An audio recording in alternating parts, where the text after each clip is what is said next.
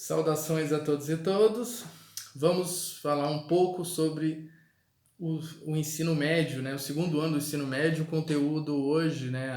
Os temas que vamos falar tratam-se da renascença, o conceito breve de renascença, de modernidade e, por fim, as expansões marítimas. E aí também iremos resolver algumas questões preparatórias para o Enem. Vejam só, quando nós falamos da Renascença, nós falamos de um movimento político, artístico, cultural que deu-se na Europa, entre principalmente países como a Itália, e ele marcou esse movimento, né, tão diverso e amplo, ele marcou o fim de uma mentalidade que reinava na Idade Média, né, onde se tinha uma ideia muito ligada à religião, dogmas, aonde e o conhecimento ele era muito restrito e quem possuía o conhecimento eram geralmente certas classes sociais e eles os guardavam conhecimento a sete chaves como uma forma de poder e de controle. Pois bem, uma obra que eu tenho como referência, que marca o final ali, marca a Idade Média chegando ao final, é do Umberto Eco, O Nome da Rosa. Sem dar um spoiler, mas ele é uma obra investigativa, né, aonde num monastério padres começam a morrer misteriosamente. Então, começa-se um processo de investigação e tudo está ao redor de proteger o conhecimento. Como eu falei, eu não vou fazer um spoiler, mas as pessoas que buscavam conhecimento naquele momento estavam sendo assassinadas. Então fica a dica para fazer a leitura dessa obra, O Nome da Rosa e Umberto Eco, né? Falando sobre a questão do conhecimento. Não tinha essa preocupação hoje de universalizar o conhecimento, porque afinal, de fato, eles tinham razão, conhecimento é poder em todos os tempos. Mas vamos lá. A Renascença, então, ela marcou entre o século XIV e o século XVII, mas mais do que isso, ela além das questões artísticas e culturais, mas também políticas e econômicas. Marcava ali um final da Idade Média e da sua mentalidade, e começava a Idade Moderna e os princípios do capitalismo. Então deixava-se ali um Estado feudal, onde o poder político e econômico estava atrelado aos dogmas, quando um rei passava para o seu filho, essa questão de hereditariedade, quando não podia a igreja usava o poder e não podia se questionar o que era dito pelos padres. Então, eram verdades incontestáveis. Isso fazia com que tentava manter a sociedade imutável, né? Tentava manter uma sociedade com classes sociais e que essas classes sociais elas estariam inertes ali no sentido de que nasceu camponês, nasceu nobre, morre nobre e assim ia, não é?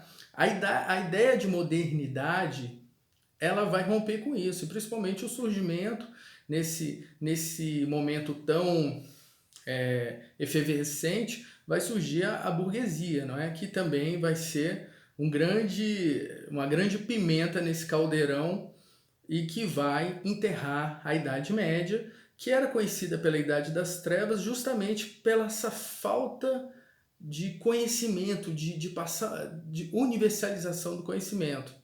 Coisa que na modernidade ela vai ser mais propagada. Alguns dogmas vão ser rompidos. Então, percebam. Então, a Renascença ela foi fundamental pelo que viria para frente, para fomentar o que vinha para frente. Então, essa ideia que resgatava um pouco da idade da antiguidade greco-romana, onde o ser humano era o centro, né, das coisas e não só um poder divino incontestável, mas as verdades poderiam ser analisadas e o ser humano ser o protagonista da sua própria história, são ideias que vão ser bem discutidas ali naquele período que a gente chama de Renascença. E isso vai influenciar na ideia de modernidade. Muitos historiadores usam cronologicamente a queda de Constantinopla como o início da Idade Moderna.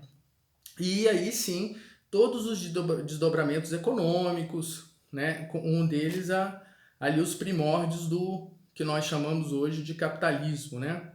E vejam só, essa ideia, essas aventuras de esses pensamentos, essa quebra de paradigmas, ela vai também fomentar ou influenciar nas grandes navegações. É interessante isso, que a própria Igreja Católica, naquele período medieval, que em determinado momento tentou segurar o conhecimento, mas quando nós estudamos os jesuítas, eles estiveram presentes nos navios levando o cristianismo para o Novo Mundo, né? Para a América e para outros lugares. E lá eles não abriam mão desse conhecimento que facilitaria, assim, essas novas excursões, não é? Então, vamos falar um pouco sobre o pioneirismo de Portugal. Com a ideia de modernidade, o Estado feudal, o feudalismo como era conhecido, ele vai ser enterrado literalmente. Por quê? A Europa era dividida em feudos, então haviam vários nobres com seus feudos e suas regras. Com a ideia de modernidade, esses feudos e alguns senhores feudais vão se juntar, vão se aliar, tem guerras, invasões, mas enfim, esses feudos eles vão se tornando, se juntando, se unificando em alguns momentos, se separando em outros, mas isso vai se desdobrar nas fronteiras dos estados modernos, que é bem próximo das noções de países que nós temos hoje. Portugal foi pioneiro na navegação, mas foi pioneiro na navegação também pelo seu pioneirismo em criar-se como um novo Estado nacional perante essa nova realidade da modernidade. Então, os seus reinos, não vou me aprofundar aqui, né? As dinastias, enfim, se uniram e promoveram a unificação e que permitiu, dentro daquela necessidade de buscar, uma necessidade mercantil de buscar riquezas, fomentar o pioneirismo ali nas grandes navegações.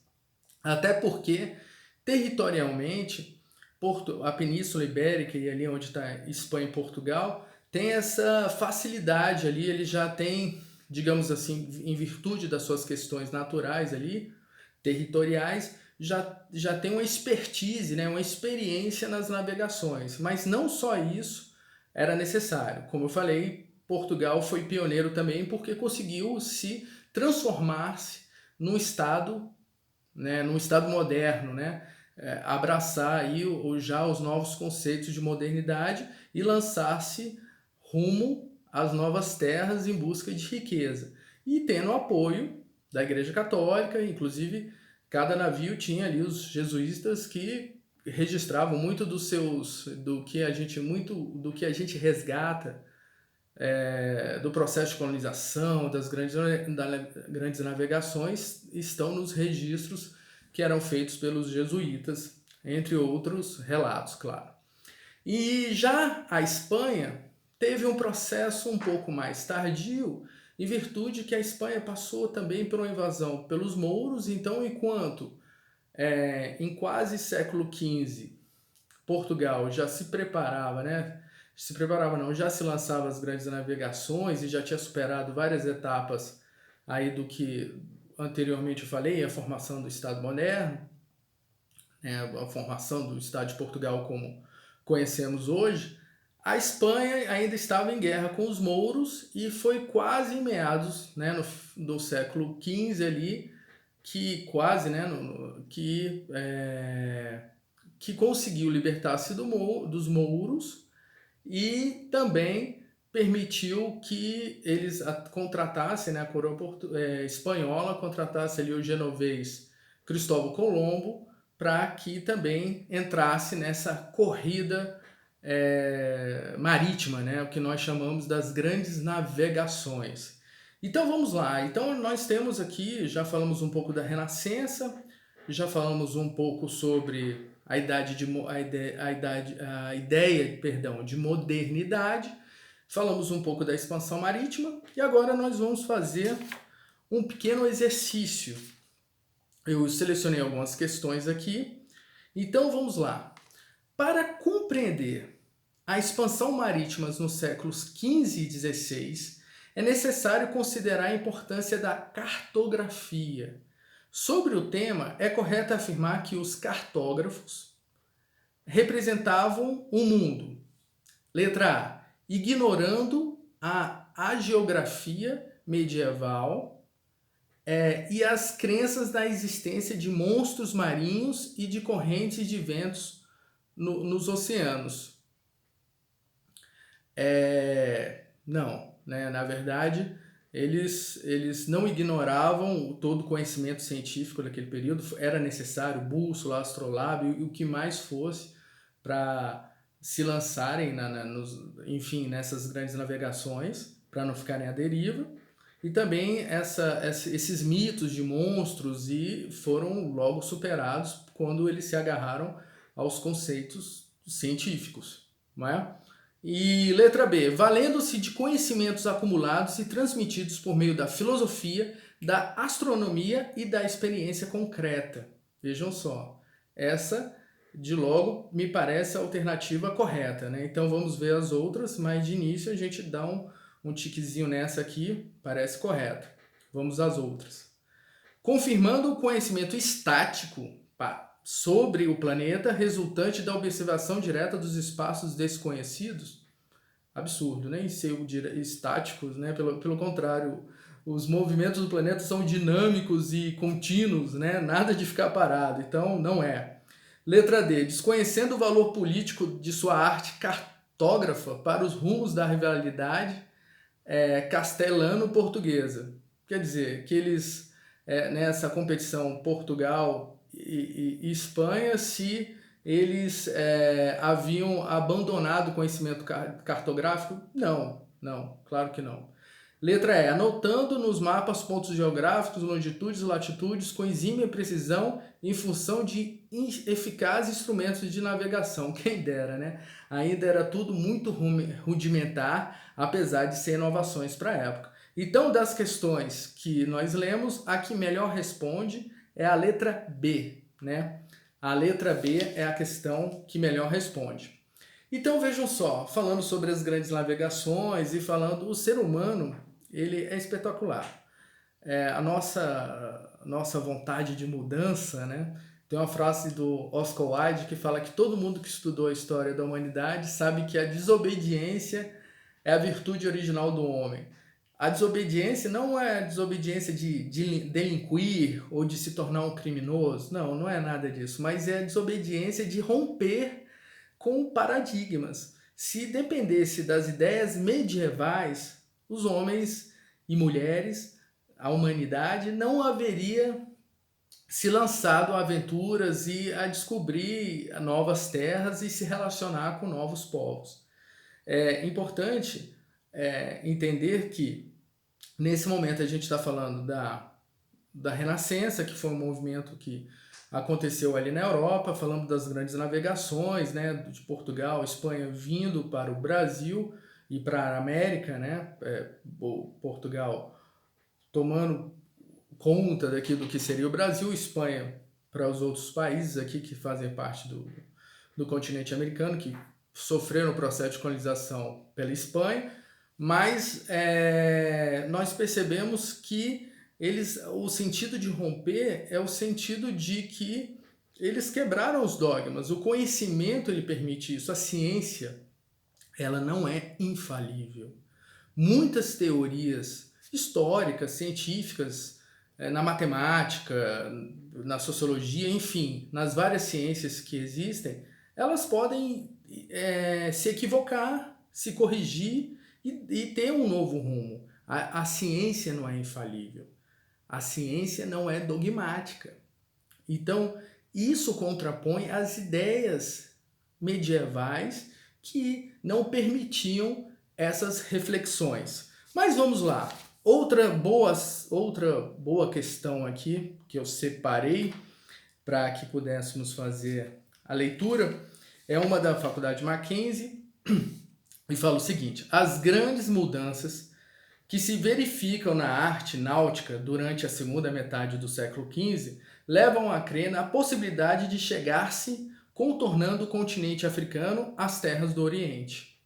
Não se pode afirmar, contudo, que a ambição de atingir por via marítima esses países de fábula presidissem as navegações do período henriquino, animada por objetivos estritamente mercantis, com a expedição de Antão Gonçalves, inicia-se em 1441 o tráfico negreiro para o reino.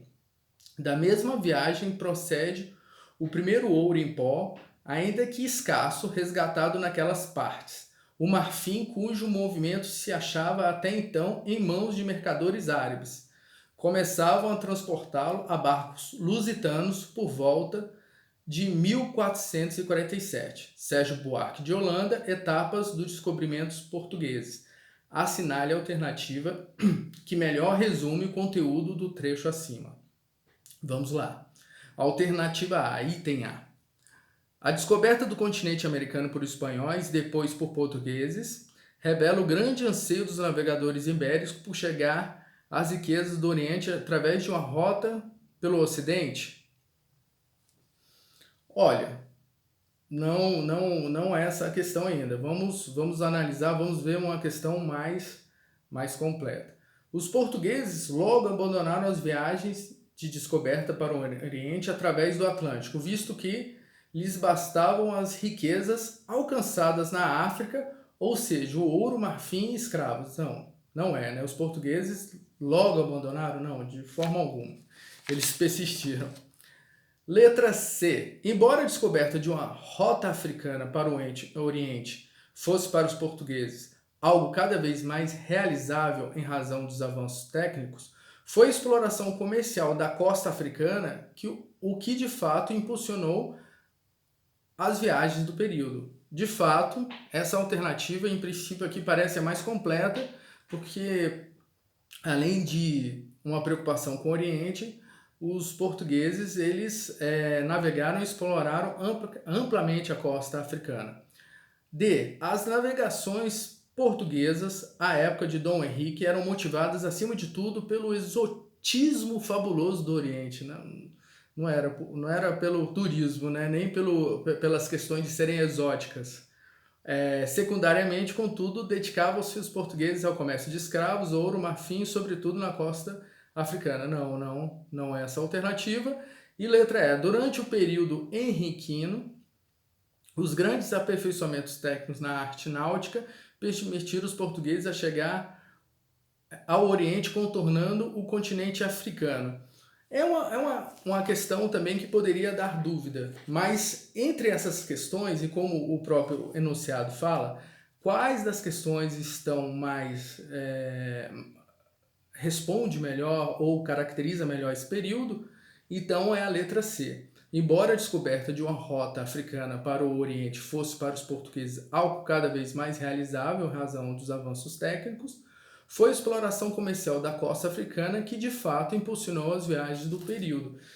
Tem que lembrar que além do marfim, tivemos também o tráfico negreiro, né? E que vai ocasionar um dos episódios mais tristes também da história da humanidade, que é a escravidão negra, né? E que estima-se que mais de 10 milhões de africanos vieram nessa diáspora, né, forçada para o continente americano. Muito bem, pessoal, é rápido, mas é interessante. Leiam sobre Renascença, modernidade e as grandes navegações e façam os exercícios. Um grande abraço e até a próxima!